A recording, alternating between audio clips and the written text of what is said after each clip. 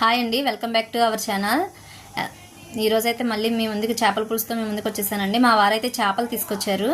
అదిగోండి, చేపలకు కావాల్సిన ఐటమ్స్ అన్ని పక్కన పెట్టేసుకున్నాను. చేపలు అయితే కట్ చేయించి తీసుకొచ్చారండి. నాకైతే చేపలు చేయడం రాదు. చేపలు అయితే శుభ్రంగా క్లీన్ చేసి పక్కన పెట్టేసుకున్నాను. ఆనియన్ టమాటా వేసి మిక్సీ పట్టేసుకున్నాను. ఈరోజు చేపల పులుసులో బెండకాయలు వేస్తున్నానండి.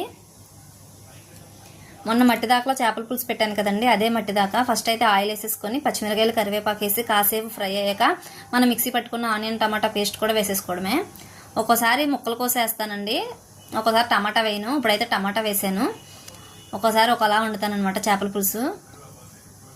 ఇంకా ఆనియన్ పేస్ట్ కూడా వేసేసుకున్నాక ఉప్పు పసుపు కూడా వేసి కాసేపు ఫ్రై చేసుకున్నాక అప్పుడు మనం అల్లం వెల్లుల్లి పేస్ట్ కూడా వేసేసుకోవాలి.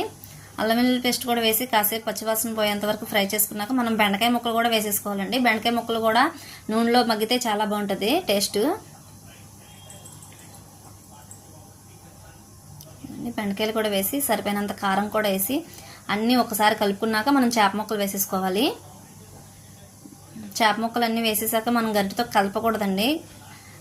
గరిటెతో కానీ కదిపితే మొక్కలు విడిపోతాయి అనమాట. ఇదిగోండి, ఈ మట్టి దాకా అటు ఇటు హ్యాండిల్స్ ఇచ్చారు, అది పట్టుకొని మనం అటు ఇటు తిప్పితే సరిపోతుంది.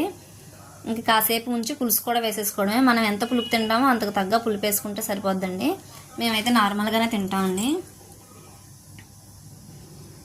పులుపు అంతా వేసి ఒక్కసారి అటు ఇటు తిప్పుకున్నాక కొంచెం స్టార్టింగ్లోనే కొంచెం కొత్తిమీర వేస్తానండి. వేసి కాసేపు మూత పెట్టుకోవాలి, ఐలో పెట్టుకోవాలి.